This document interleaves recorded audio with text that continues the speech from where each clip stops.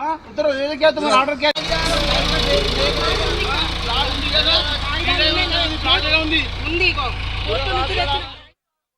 Malkajgiri MP Etela Rajender ఎంట్రీతో Pocharam పరిధిలోని ఏకశిలానగర్ భూ వివాదం వివాదాస్పదంగా మారింది. ఏకశిలానగర్ వెంచర్ నిర్వాహకులు బీజేపీ ఎంపీ ఈటెల రాజేందర్ పై మండిపడ్డారు. ఏకశిలానగర్ భూములకు మేమే యజమానులమని తేల్చి చెప్పారు. వెంచర్ కి సంబంధించిన డాక్యుమెంట్లన్నీ ఉన్నాయన్నారు. అన్ని న్యాయస్థానాల్లో తీర్పు తమకు అనుకూలంగా వచ్చిందని వివరించారు. భూ యజమానులమైన తమను రియల్ ఎస్టేట్ బ్రోకర్లుగా చిత్రీకరిస్తున్నారని మండిపడ్డారు.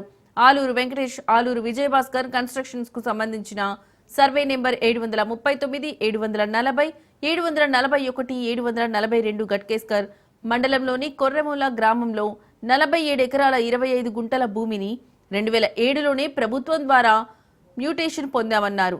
ఇందుకు సంబంధించిన 7 ఎకరాల పట్టా పాస్బుక్ ప్రభుత్వం అందజేసిందన్నారు.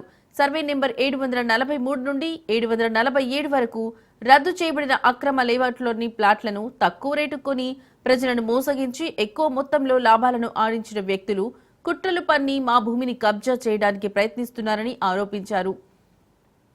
ఎంపీ ఈటెల వాస్తవాలు తెలుసుకోకుండా దాడులకు దిగారన్నారు. తన అనుచరులతో విచక్షణ రహితంగా దాడికి పాల్పడ్డారని అన్నారు. చాలా పెద్ద లీడరు ఈటెల రాజేందర్ గారు ఇప్పుడు ప్రజెంట్ ల్యాండ్ మీదనే ఉన్నారు. అక్కడ మా సెక్యూరిటీ మా వాచ్మెన్లను 5-6 మందిని కొట్టి గాయపరిచి చావు బతుకులు ఉన్నారు, హాస్పిటల్లో ఉన్నారు. మొదలుపెట్టి అందరూ వందలాది మంది కొట్టేశారు. ఆయనకు లోపల లోదెబ్బలని పగిలిపోయాయి, బాగా దెబ్బలు తగిలాయి. ఆ చిన్న హాస్పిటల్ పోతే పెద్ద హాస్పిటల్ పోమన్నారు. వాళ్ళు గాంధీకి వేసి బయలుదేరుతున్నారు, గాంధీలో జాయిన్ అవుతున్నారు. వాళ్ళకి ఏ డౌట్లు ఉన్నా, ఏ క్లారిఫికేషన్ నన్ను అడిగి ఉంటే నేను ఇవ్వడానికి రెడీ ఉన్నాను. ఒక ఫోన్ లేదు, ఒక మెసేజ్ లేదు. ఇప్పటికి కూడా నేను అడిగి ఉన్నాను. గౌరవ నాయకులు వచ్చి అందరి ముందర వాళ్ళ డాక్యుమెంట్లు ఏంది, నా డాక్యుమెంట్లు ఏంది వెరిఫై చేయండి. 739 నుంచి 740 కానీ 741 కానీ 742లో కానీ ఒక్క ప్లాటు రిజిస్టర్ అయ్యి ఉంటే మేము మా ల్యాండ్ వదిలిపెట్టేస్తాం. 739 to 742 మొట్టమొదటిసారి మేము పర్చేజ్ చేసాం. అది ఎవరికి అగ్రిమెంట్ లేదు, ప్లాటింగ్ లేదు, ఎప్పుడు మేము లేఅవుట్ చేయలేదు.